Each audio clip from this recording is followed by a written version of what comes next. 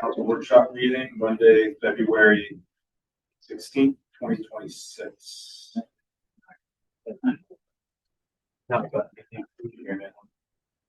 Yeah, I can hear you. All right, so if we stand for a pledge of allegiance, please. I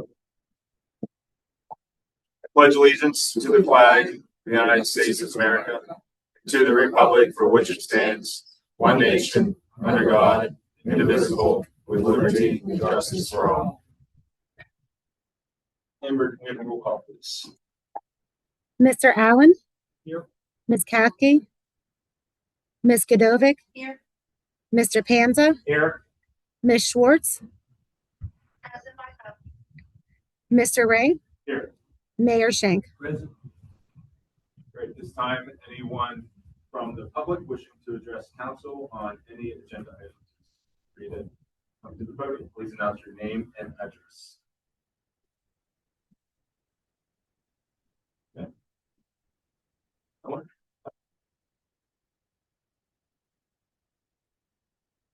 Hi there. Principal Leo, 307 Mary Drive. So this is just a comment on the 376, reconstruction. I have two concerns that I'm hoping that can be addressed with PennDOT. First of which is there's been talk of the noise barrier along Parkage. I want to make sure that PennDOT addresses the concern if that is built as to there will be increased noise volume across the other side of the parkway, specifically affecting streets like Mansfield, School, and Barry. Secondly, I want to make sure that PennDOT is taking into account the fact that with the proposed exit from Green Tree Road northbound to take the loop to go towards 376 westbound, there will be removing that with the new construction. That will be, realigned to the traffic needs to make the left onto Mansfield in order to go towards the airport. That will result in some increased traffic volumes. I'm concerned about the fact that they only have one left turn lane to go from Green Tree Road onto Mansfield. That lane can be difficult to make the left turn already. I just want to make sure that that's going to be addressed as well. That's all. Thank you. Thank you.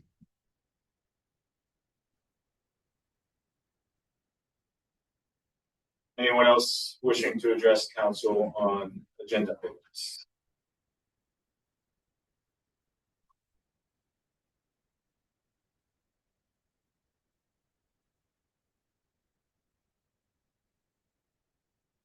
Aldo R. Pilati, 143 Sheldon Avenue, 15220. Concerning the PennDOT I-376 realignment project, I've spoken before about this, and just for anyone that isn't aware of the kind of things that I've said before, just briefly, I'm concerned about the Poplar Street ramp that would be turned into an exit ramp instead of an on-ramp. It's currently an on-ramp to go to downtown Pittsburgh, and that would be turned into an off-ramp. Coming from the airport, it would be an off-ramp. And I have concerns about that for several reasons. Primarily that it will increase traffic on Poplar Street, and people will use that as a shortcut to get to Green Tree Road, and it will increase traffic at the Four Corner intersection down the road here near the fire hall, which is also near the park and the swimming pool. So I think that would be a bad idea to have that on-ramp, which takes traffic off Poplar Street, converting it into an off-ramp, which will increase traffic on Poplar Street, particularly regarding trucks getting off and making a left-hand turn and going through the neighborhoods. I noted in the past that section of Poplar Street from approximately the Pittsburgh testing building there to the Four Corners near the swimming pool, I believe that's posted with an 11-ton weight limit. And I don't know what various trucks weigh, But that would be something PennDOT ought to consider if the road already has a weight limit, that it wouldn't be good to send trucks down there. I also, that's a borough street as far as I know, and I don't know why it's, posted at that weight limit, but like I know a bridge, if there's a weight limit and it's exceeded, of course, the bridge can collapse. So I don't know if the street would collapse or something like that, but that's something that should be considered. Also, I have concerns about the reconfigure of the and creating a ramp that would exit the parkway coming from town and send traffic onto Mansfield Avenue, which I think the gentleman before me might have mentioned, that would increase traffic also. One other thing that I have not mentioned before concerning this project, in light of recent weeks of wrong-way crashes, there could be a possibility that if something that has been an off-ramp or an on-ramp is, repurposed for the opposite direction traffic, someone could get confused who maybe, has been out of town or lived here all their life and think it's still an on-ramp and now it's an off-ramp or whatever, that it could perhaps increase the chance of wrong-rate crashes on the highway. That's something I didn't think of in the past, but in light of recent developments, several wrong-way crashes recently reported on the news. So I think that's also a point. Concerning the sign ordinance discussion, which apparently there'll be a discussion at the meeting, at this meeting about that. I have concerns about the signs that are electronic signs, the large electronic signs, particularly the one at Foster Plaza that shines, I believe, day and night. It's a very large sign, it's very bright. And so I think that sign, if such an ordinance would apply to that sign, I think that would be a good idea. But primarily I wanted to bring up the concerns regarding the highway realignment. And I know I've spoken about it in the past, but I wanted to sort of reiterate for anyone who might not be familiar. Thank you. Great, thank you.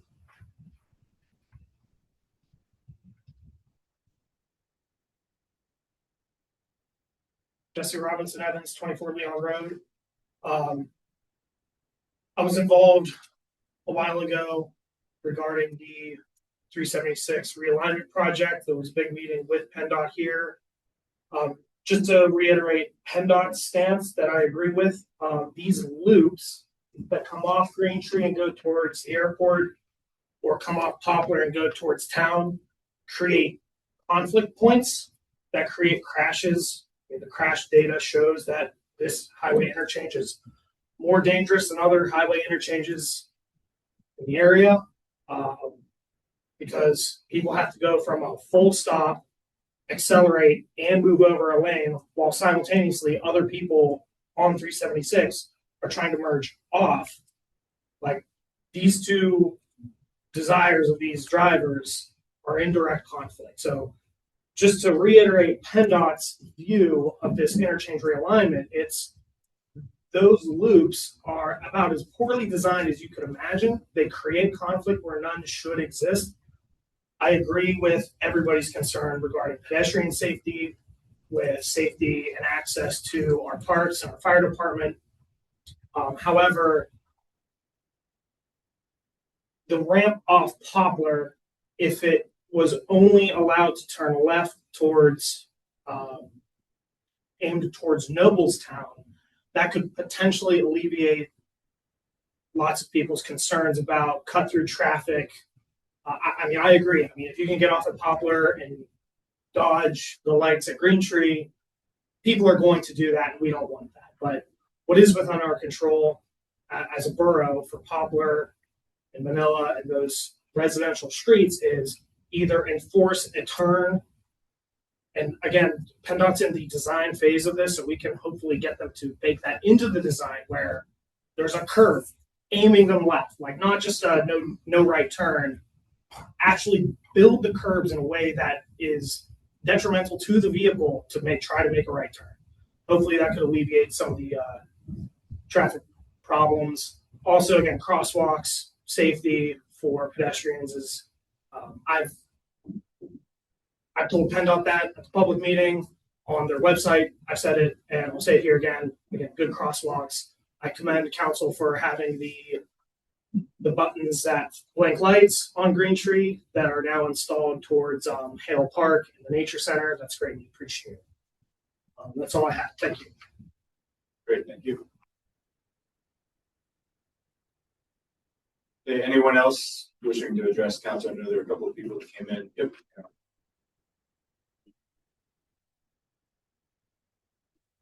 John Poplar, 57 Rhodes Avenue.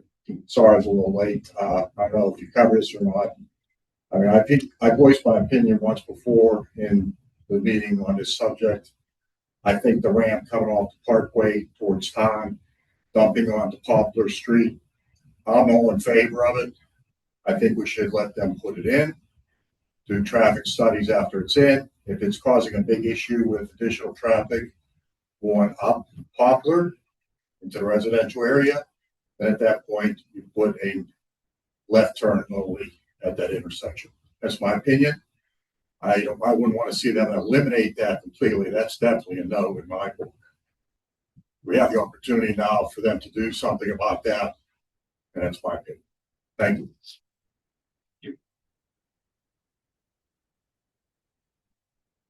Anyone else? Before we get into our agenda items, with us tonight is Mr. Jason Stanton, our contracted borough engineer with London Smith. Jason, you want to say anything? Sure. I just certainly acknowledge I'm one of the managing principals at LSSC. Been serving the borough for 5 years. Know that we have some new member of council, and I've been, integrated and embedded with our staff, our public works, and just wanted to meet our new council members and see how I can help. That's in summary why I'm here this evening. Thank you. Thank you. Okay. Up next, economic development and planning.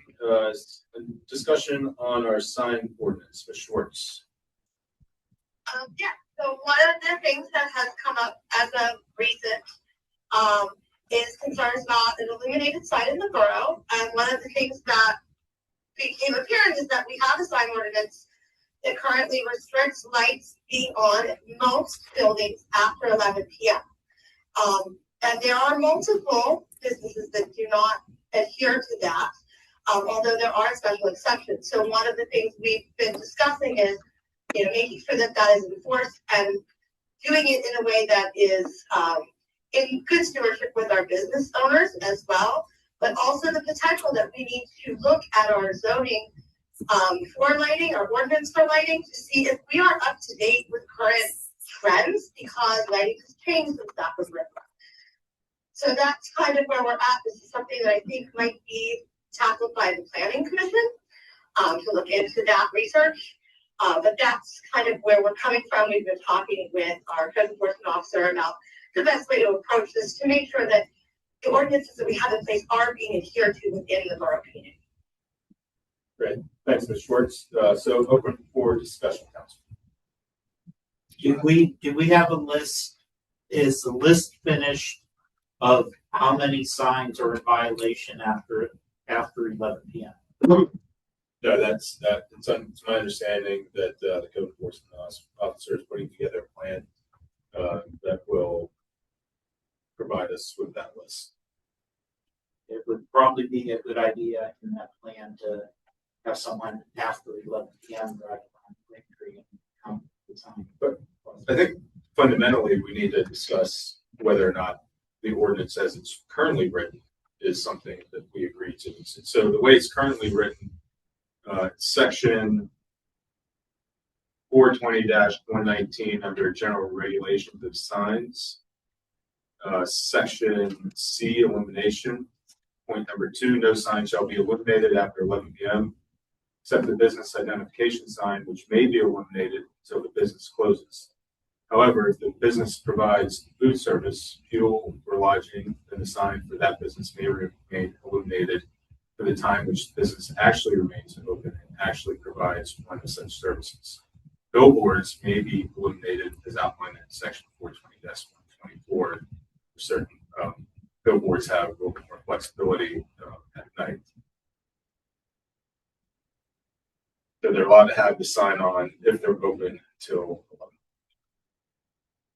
So that's a lot of our gas stations, hotels. DDE was an exception because they were on 24 hours. But there are other businesses that when they go out, when they close for the evening, they should be going off. Okay, but here's one example we have to think about. The first sign, if you would drive around Green Tree, start looking at signs, the very first sign you would see, if you would start at the border of Carnegie on, down, coming into Green Tree, you would see the Pennsylvania American Water sign for their warehouse. Now, I asked them, I said, what do you have? I specifically checked this to get started.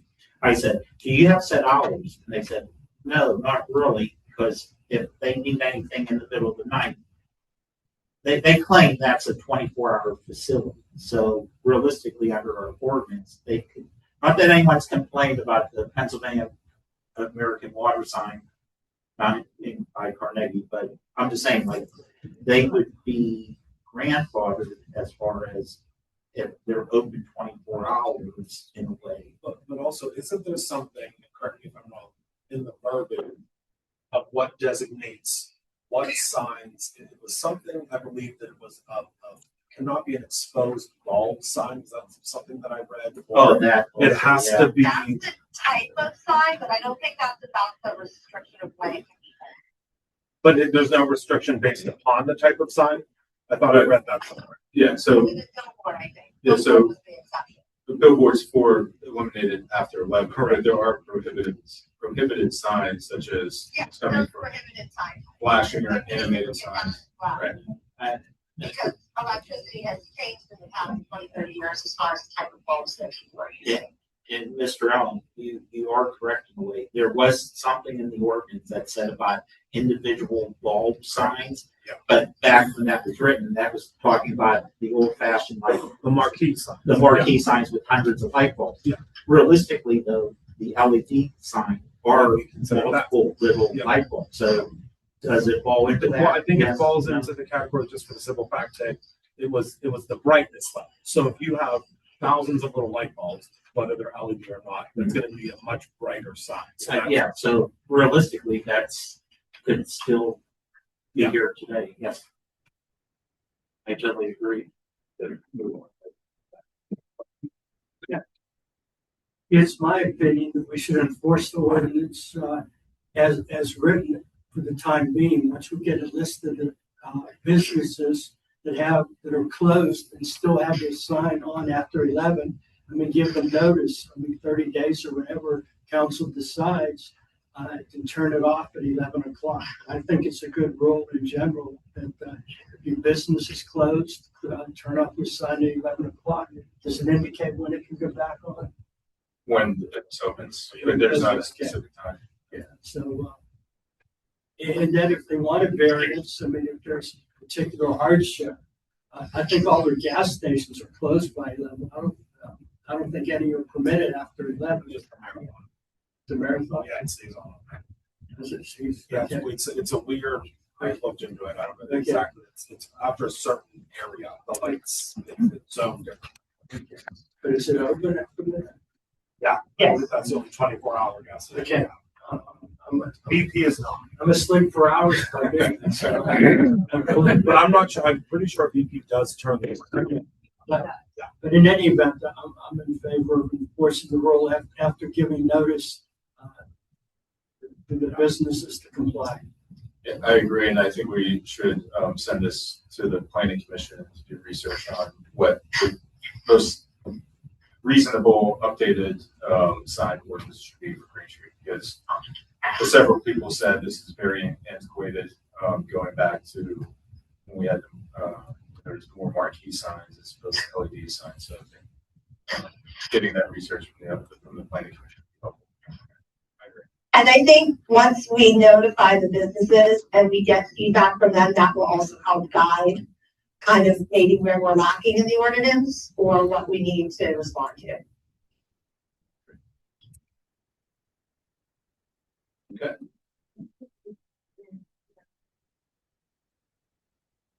Uh, sort of, but it has not been enforced. Yeah. Okay, great. On to public safety. Ms. Caskey unfortunately can't be here to a work commitment, but this is talking about the traffic study that was completed by Wooster and Associates, and specifically the traffic calming methods that the borough needs to consider on School Street and Rhodes Avenue. Did the Public Safety Committee have a chance to meet? Our meeting is at the end of the month. Okay. So, for the Monday. Yeah. Monday of every month. They're going to meet. Yeah. So, Mr. Mayor, I know you've been involved in this. I was the past chair of the Public Safety Committee. Back in November, December, the plan was to consider road bumps on School Street, but we were going to survey the residents on School Street to get their feedback, to determine what the appetite for having road humps will be on their street, as well as other traffic calming measures like speed signs where the radar detected where it pops up the speed that you're traveling as you're traveling down the road. Right. And I think in regard to speed humps, everyone should drive down McKenna. I mean, they're not as intrusive as one would believe. I mean, they do slow you down, but there's 2 speed humps on McKenna Avenue, permanent ones. So like I said, they're not that intrusive. And in regard to School Street, in particular, I think council or somebody should prepare a questionnaire. That's what Wooster Engineers proposed, a questionnaire to the citizens on School Street, just to make sure they're on board. It was pointed out, and a lot of times actually people don't want speed humps, but if the majority of people want speed humps, Wooster has made recommendations where they should be, so we can share that information too to the people on School Street. Here's where the recommended school humps are, the 2 places, and go from there to get the feedback, and then install the speed humps if the majority of people are in favor of it and no one strenuously opposes it in front of their house, the speed hump. So, and then there's the other street also, Rhodes Avenue, near Wilson Park. 1 speed hump, I think, was proposed there. And we could do the same thing, survey the immediate residents, the standard questionnaire, drop off, and let's see what the feedback is there. There's a specific proposal where to place that also. And so we do have access to temporary speed bumps, right? Not permanent speed bumps. I believe the one on McKenna is or they're both permanent now? Yeah. Yes. We have one in Rook that is temporary. It's a big plastic road hump that can be, Mr. Sand, you could probably speak more intelligently to this than me, that are anchored into the road that if for whatever reason we don't like them, we just pull them out and go back to the way it was. Yeah, it's temporary. And a lot of times in municipalities, prior to putting the permanent ones in, they give a trial period with a temporary one to see if it's going to have the desired effect. And certain times,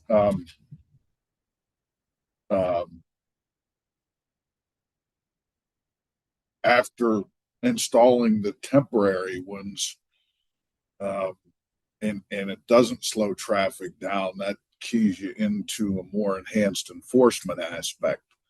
So it allows council or police department to make informed decisions, utilizing the temporary ones first.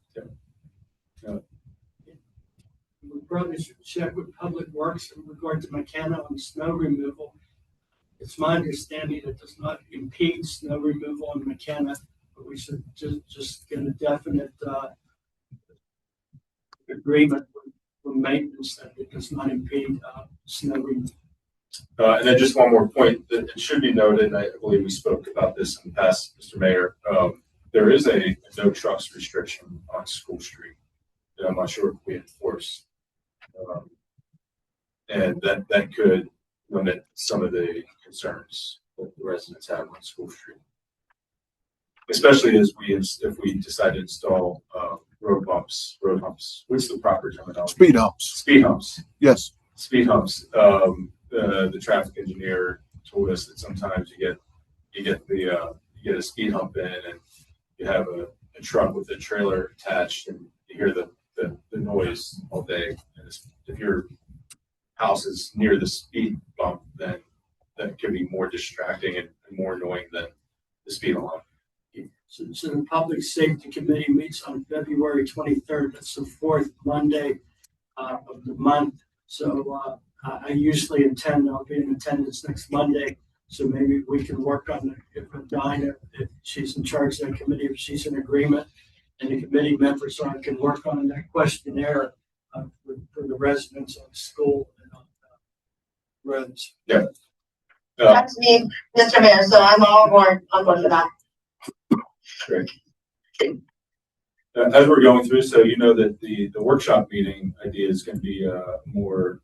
There's going to be a more cadence to workshop meetings in the borough, and as we work to improve transparency and communication with residents, we'll probably be adapting agendas. And it has occurred to me that we probably should have public comment maybe during or immediately after a workshop meeting agenda item, so that we can have dialogue. So we're gonna change on the fly here, and I see Mr. Copley might have a comment. So Yeah, when we first started talking about the speed humps, I recommended looking at possibly rumble strips if they're a little less evasive. I don't know if you've seen rumble strips. You see them on the turnpike before you get to the toll gates. It's basically it's asphalt just raised up a little bit. And you got maybe 4 or 5 in a row. I honestly know, talking to some of the people on McKenna, the speed hump sound intrusive. I know some of the people don't like that there. I just know from personal experience talking to them. But I know these rumble strips, there's a park where my youngest son lives that has them all along that road where that park is. There's about 5 sets of them. And it just slows you down. They got signs. There's a park there, speed limit 15, which, again, on Rhodes Avenue, Wilson Park, the signage for speed has to be posted a little better. Because I'll be honest with you, I'll bet you maybe 2% of the people that go up and down that road every day realize the speed limit's 15, because I didn't even realize that myself, and I live right there. yeah, the problem is that's not enforced. That's not enforced speed limit. Exactly. Well, then maybe the speed needs to be changed to 20. I don't know. It's a park. It should be 15. Okay. But the signage is terrible there because nobody sees the speed limit sign. It needs to be, in my opinion, painted on the road, like you have when you approach parks in other communities. And the rumble strips, if you want pictures of what they look like, I'm going out to my son's tomorrow. I'll take pictures of them. Like I said, it's almost like what you have on a turnpike when you're coming up to a toll booth.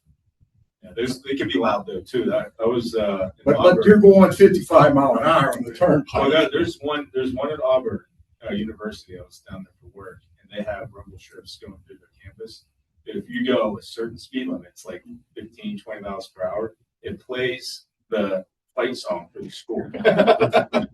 And so every time you go through there, you slow down so that you can hear in the car, you hear the vibration. And we get to steal a polka to play on. Thanks, Mr. Copley. Okay.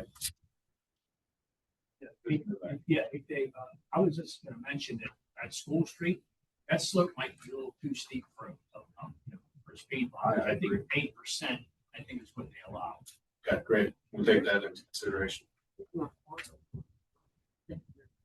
Okay, any other comments regarding traffic calming? Okay, so let's move on to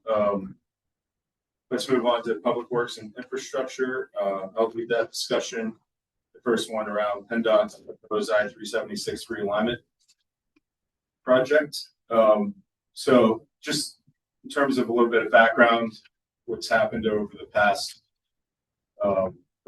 year. In June, there was a stakeholder meeting that PennDOT facilitated, both with public officials and then immediately following that with the public. In July, council submitted a letter of concerns to PennDOT based on the feedback that we received from the residents during that June meeting. Prior to sending that letter to PennDOT, our traffic consultant Wooster also advised us on things to consider in the letter. That letter was sent to PennDOT in October. We had another meeting with PennDOT, just with council, and our traffic consultant participated in that meeting.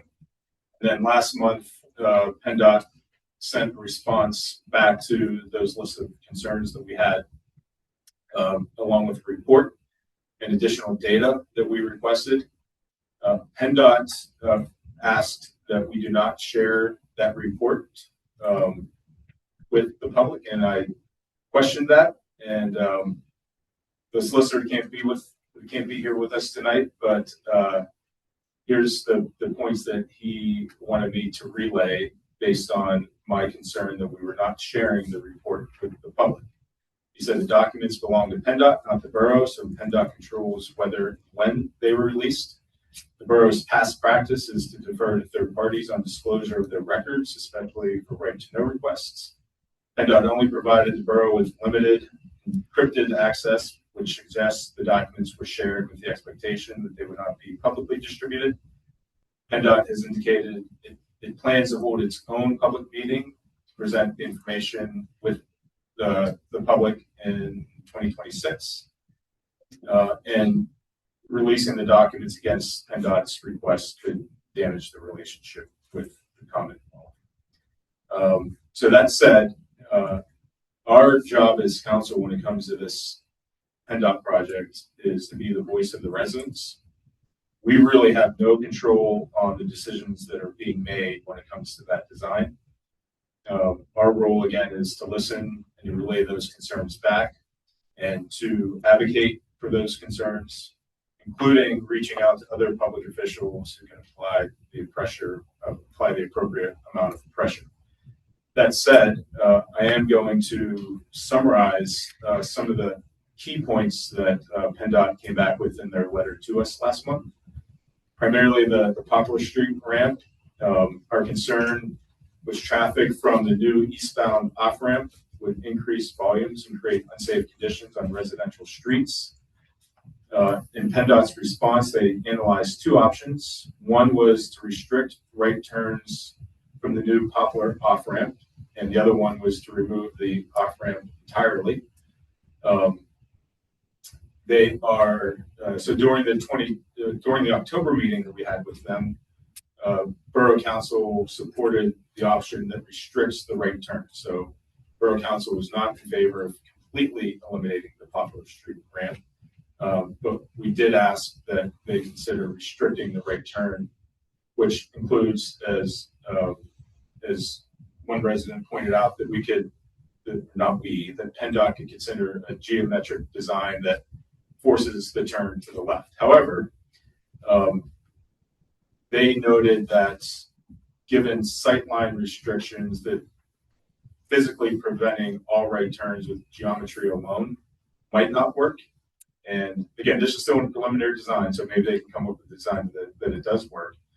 But it's going to require right turns, require enforcement by the borough. So it's going to require the police department to ensure that people aren't turning right if there is a right turn restriction, even with geometry restricting the turn and forcing everybody left. But it sounds like PennDOT's moving in the direction of creating a design that restricts the right turns. There is one concern with restricting right turns is that it would the fire company access from 376 would be reduced with the restriction. So really, there's no change as it's designed today. If there was a right turn, they would be able to just turn right into the fire company. Today, when they get off, they have to go around onto Green Tree Road and back in. So not a major concern. The other key point was pedestrian barriers on the Green Tree Road Bridge. The concern was that currently the bridge that we're talking about is the bridge that's between St. Margaret's and the Marathon gas station, the bridge that goes over the parkway. The concern is in the current design, there's a concrete barrier that is between the sidewalk and the road. And in the proposed design, they removed that concrete barrier. And if you remove that concrete barrier, the concern was vehicles coming off of 376, making a left on Green Tree Road, could easily ride up onto the sidewalk. So they heard us, and they can't do the barriers as they are today because of the updated safety protocols.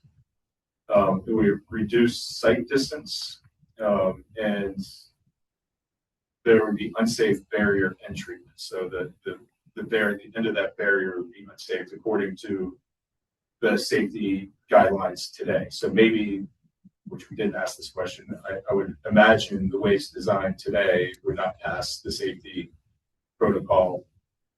The way it was designed in the past in the current state would not pass the safety protocol today.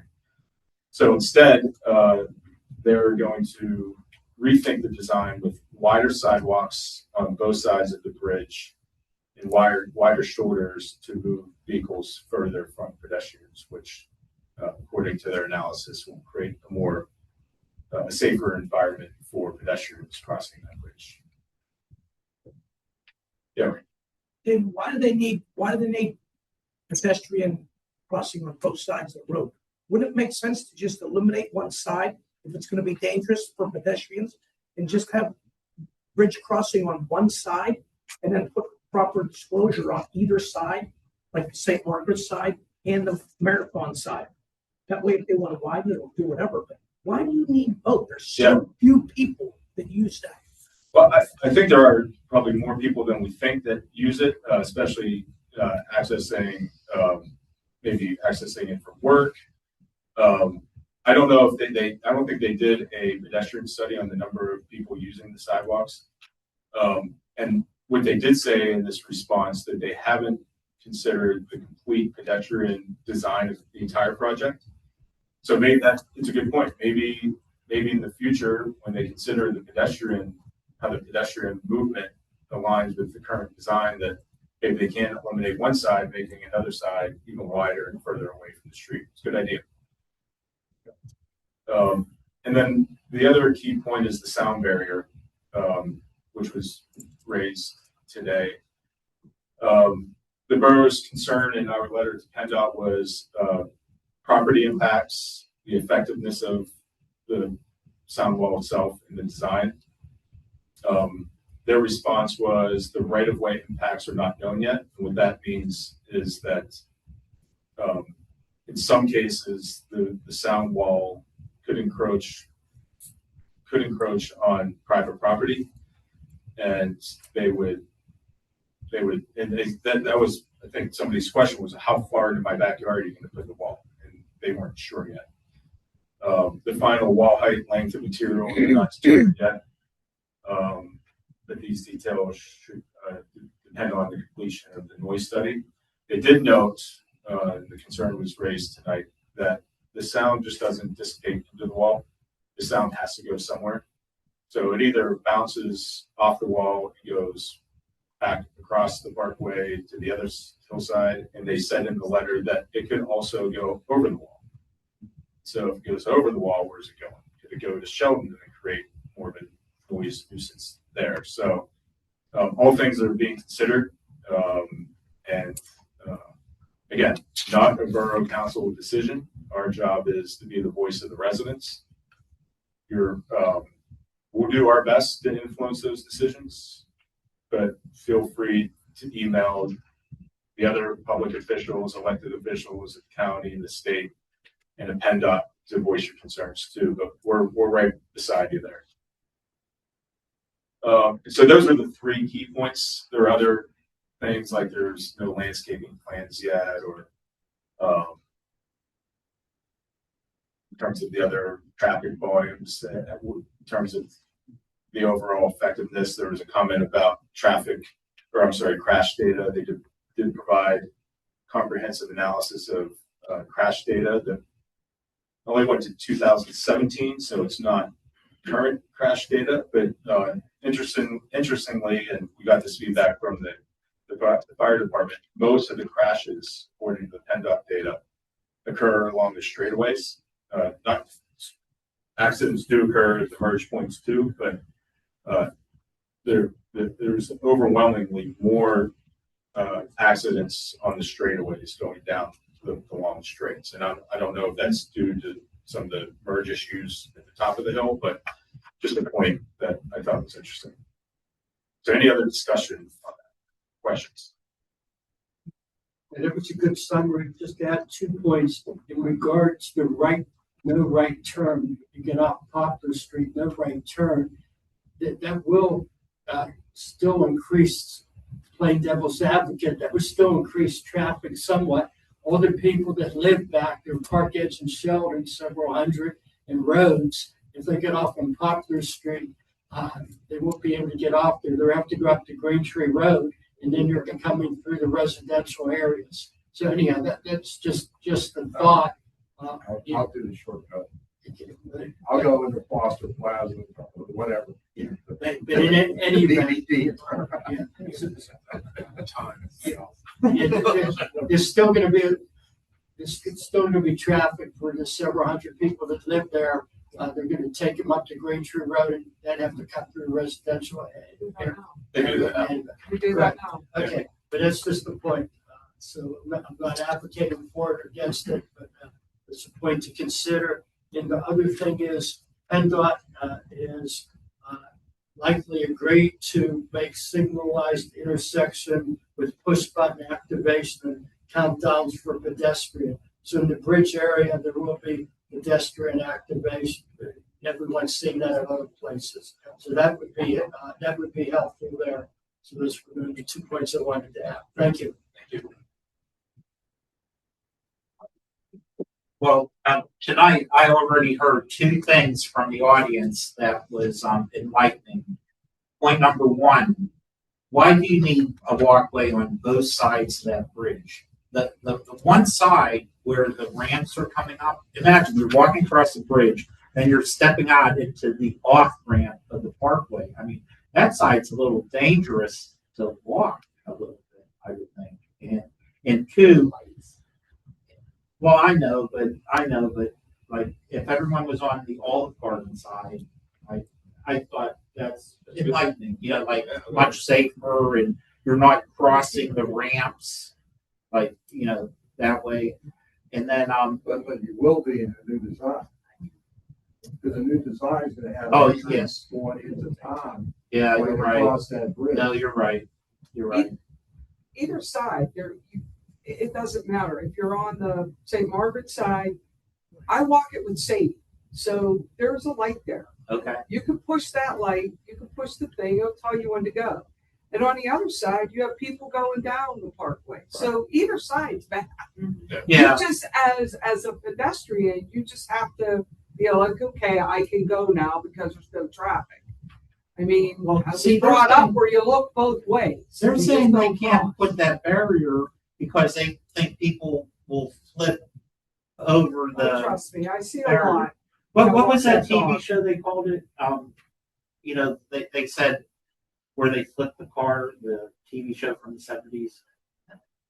Yeah, they called it. The PennDOT themselves said it was like a Dukes of Hazzard ramp. Yeah. But I mean, there's crosswalks there. Really? How many? In all honesty, how many people have seen a car flip over on that? What?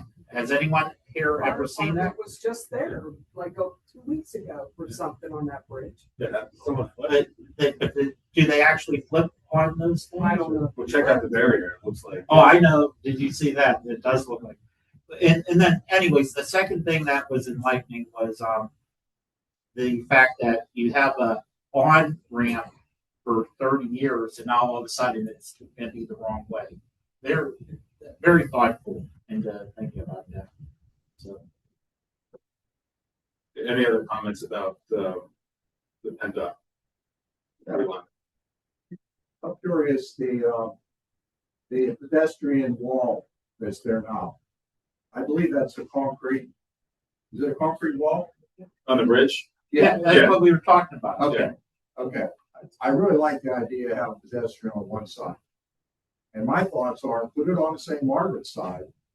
If we can't put a wall there, what's the possibility of maybe just putting pipes?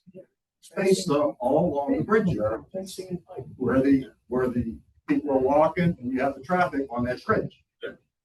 At least that protects the pedestrian, because they got nowhere to go if somebody comes up on that pedestrian area. Or just a pedestrian bridge over the bridge to just take us. Well, see if we can get PennDOT to do that. Jesse?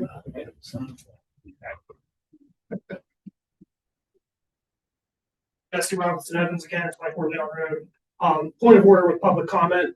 Anybody watching at home, it's really difficult to hear people on the YouTube channel. So I think if anybody's making public comment, it should be made at the podium, just to keep everything organized one at a time.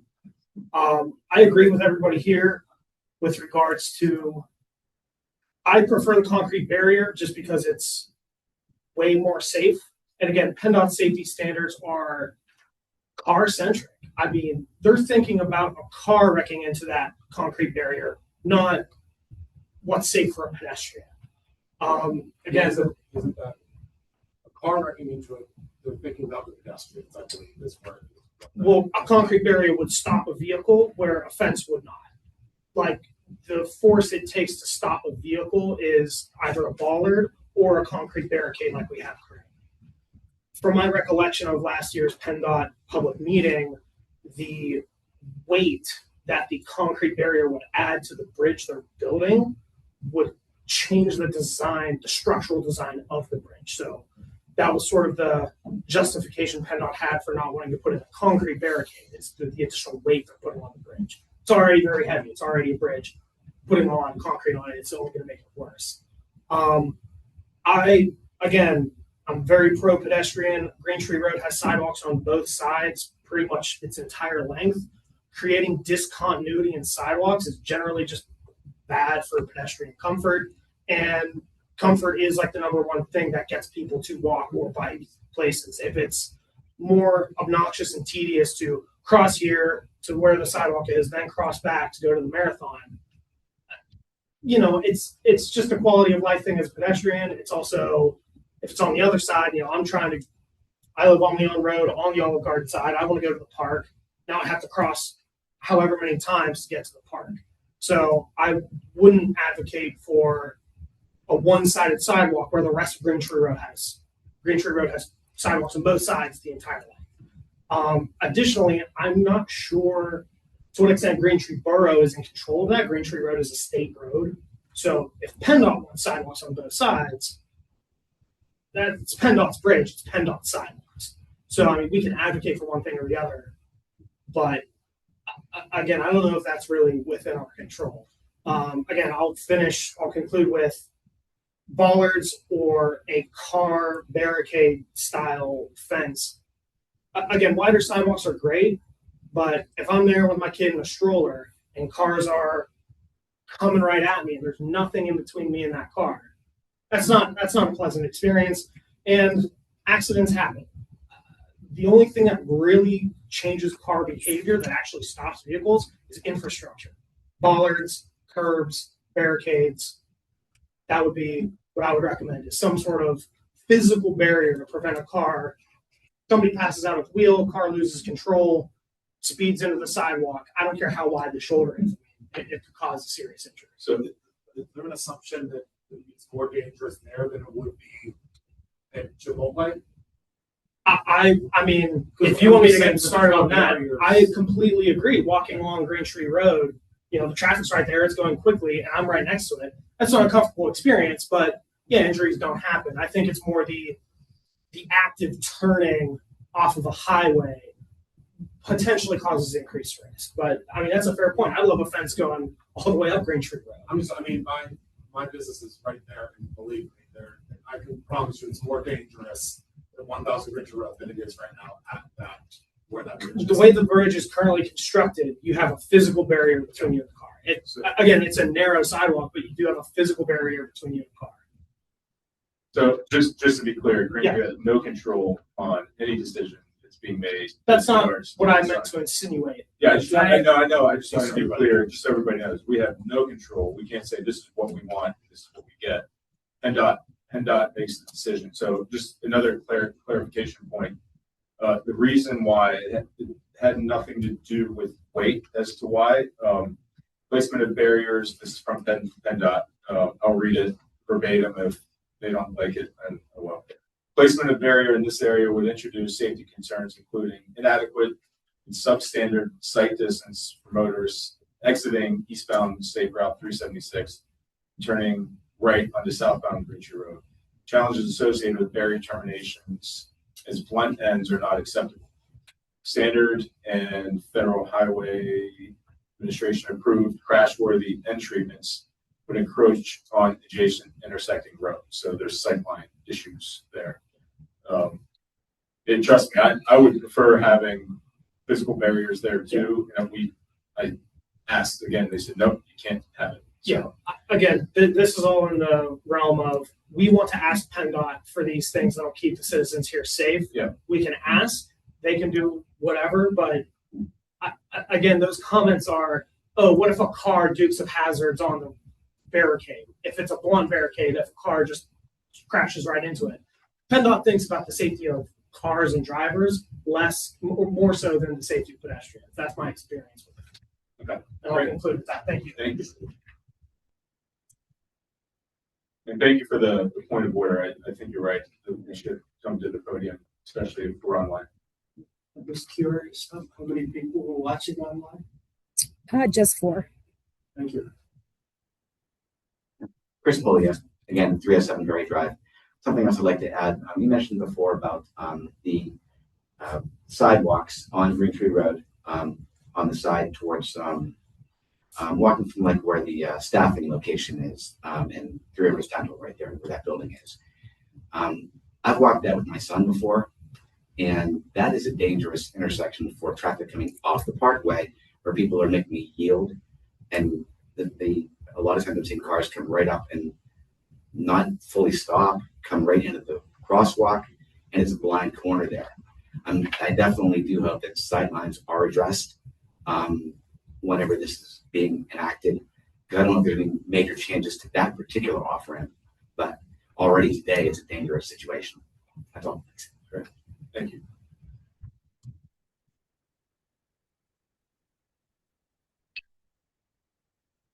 John Cobbler, 57 Roads. I apologize. You were correct. We should have came out the podium.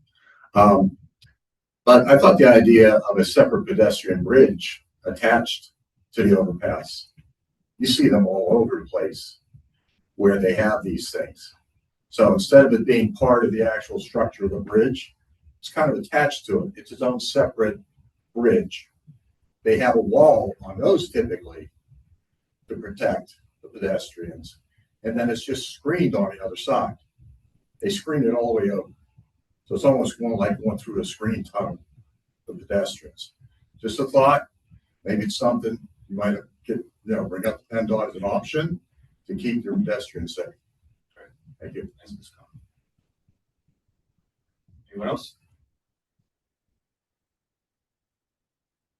Just a correction, Dave, I think you said that the PennDOT public meeting was in June. I think it was March 12th, 2025. The public meeting. No, It was Yeah. the one they gave was in March, but then the one we had was in June. Okay, my mistake. So they did one in March. Okay, our public meeting was Yeah. in June. Thanks very They much. did one Yeah. in March. Yeah. Yep. Okay, got it. Justin Derrico, 38 Roads. I just wanted to come just to chime in my 2 cents since we're trying to keep on score here. I wanted to further urge the council to continue to push for the geometric type design for the poplar off-ramp.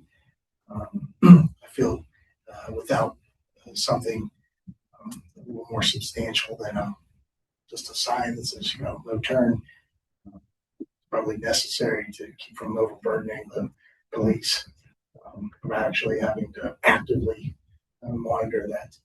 I was also curious if there was comment from the police department and the fire department as to what their preferred outcome would be on some of these situations. Has anyone presented that to the public, what the official position is of those departments? I suppose my point is I prefer also that we be proactive in pushing for this type of design rather than just what come what may and then react to that, and then we deal with the ramifications of not being proactive for 30 years or however many years that it may stay that way. But yeah, I just wanted to add my 2 cents. Thank you. Mr. Stanton, anything from your end as the borough engineer has heard the comments from council and residents? I think they're all valid, and I certainly appreciate the transparency in terms of coordinating with our property owners and characterizing it. At the end of the day, PennDOT's the decision maker, and conveying our public's thoughts to PennDOT is the way to at least manage the best you can a positive outcome. Great, thank you.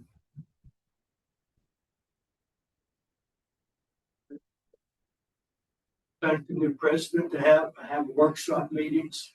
They were, in my opinion, opposed in the past. And hopefully we have more workshop meetings and that gets citizen input. So thank you everybody for coming. Well, we got one more agenda item. As it was a couple more agenda items here, Mr. Mayor, but thank you for that. The municipal center AV upgrades discussion was noted tonight that it's even standing up at the podium and speaking to the microphone, it's difficult to hear at home. So we only have 4 people online. So we're setting the bar low for ourselves. We're hoping that we increase that maybe 10x or 100x at some point. Wouldn't that be great to have everybody involved? So we have a couple of bids that were recently submitted. I just want to get council's opinion on that with regards to being more transparent and open with our access to meetings. It's a no-brainer. I mean, we had discussed a little bit about the different we discussed a little bit about the different bids. In my current profession, I work a lot with live broadcasting for my business, and really, in my opinion, the number one thing is getting it out in more places. Right now, with speaking to residents, Zoom is very difficult to get on. There's a lot of times that Zoom asks you to sign up for an account when you really don't need an account, and that deters a lot of our residents from even trying because they think they need an account. They have to go through all of this process. And there's a program that I'll be discussing further with council. That's a very inexpensive program that's used by many churches, communities that will be able to stream it into multiple locations. So it will be able to be streamed onto the actual borough Facebook page. It'll be able to be streamed onto YouTube because the borough does have a YouTube channel, as well as I think we can do up to 18 different places it can be streamed to. And the great thing about that is it keeps it all into one place. So although it's streamed in multiple places, everyone can comment or can see it, and we can see how many people are viewing on these different places. In my opinion, and I think council would agree with me, the more places that we have for people to watch what's going on, the better off everyone is going to be. There's no secret as to what we're discussing here at these meetings, and it seems kind of secretive because people can't access it. We know there's a lot of people that can't make it to the meetings, and being able to watch and be informed is my number one priority, and I think that's also the priority of everyone else. So what we're doing our team for the communication side is we are going to be working with a professional within the industry, kind of going over the different bids and seeing what we actually need and what's most important. And we're hoping within, I'd say a couple months, we'll be the best we've ever been, and you won't be able to get away from us. You'll be able to see us at all different places. So that's the hope. Be interesting. I'd be interested to hear any feedback from the residents with regards to that in terms of access to meetings via technology. Mr. Robinson, Evans, 24 Leon Road, yet again. I know there's only 4 people online currently, but I regularly view the council meetings on YouTube after they've transpired. So even though if there's not a big crowd currently, you know, for record keeping and for viewing for posterity, it's really helpful to be in the know just by watching what's already transpired, even if you're not actively participating. So I welcome any AV upgrades. Again, council members who are on the phone could conference in and they would have better audio and video clarity versus trying to phone in.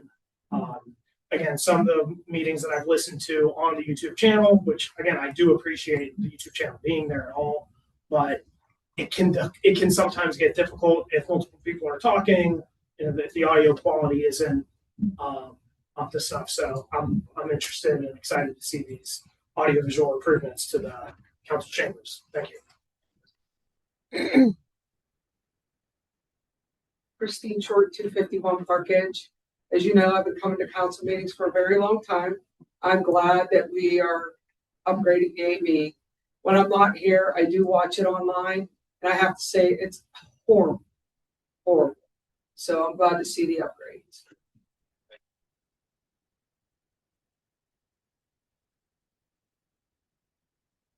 John Cobbler, 57 Roads. I agree with watching it online on Zoom. When I'm not here, my wife and I are usually watching it on Zoom. The hardest thing for us to hear are some of the speakers on console. I don't want to name names, but some of them speak very softly, and you can't hear anything that they're saying on Zoom. So I think the speaker system or the audio system is what needs to be concentrated on, because I can see it's fine, but I just can't understand what's going on. I too actually watch the meetings the next day or the 2 days after on YouTube. Sometimes I watch them a second time over. There's something I get into discussions with my wife about, and I say, well, I want to go back and see that. I don't know how many residents in Green Tree actually know that the YouTube has the whole council meeting on a day or two later that you can watch. That's something I'd like to see council put into the newsletter and how to go about finding it. We could also possibly post it on social media. I mean, we're already posting when the meeting is. I mean, I don't think it would be a problem for us to post the link to the YouTube. But everybody gets the newsletter in the community. Yeah. And some people don't get on their tablets or computers looking on YouTube. That's good to do. Post the instructions on there. All you gotta do is launch the app and type in Green Tree and you'll find them. And they go back years, I can see. So it might be something that really, if you want to be transparent with the community, I think that's a great idea to teach them how to go back and see what's being discussed at the meetings. Thank you. All right. Any other residents wishing to address council on any other borough-related items? Okay. I should have just stayed up here. One thing I want to thank council about is taking my suggestion about public comments at the beginning of the meeting and at the end of the meeting. I didn't get a chance to thank you in January, but I wanted to thank you for doing that. I think that is fantastic because, again, there's things that come up during the meeting, and I think to myself, boy, I'd really like to ask them that question. And now we have that opportunity. So I really appreciate you guys listening to us and coming through. That's okay. We appreciate you helping us with ideas like that. Thank you. Anyone else?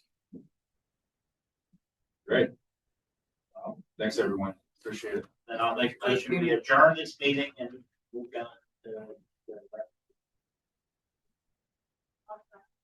Adjourn. Thanks, everybody. Thank you.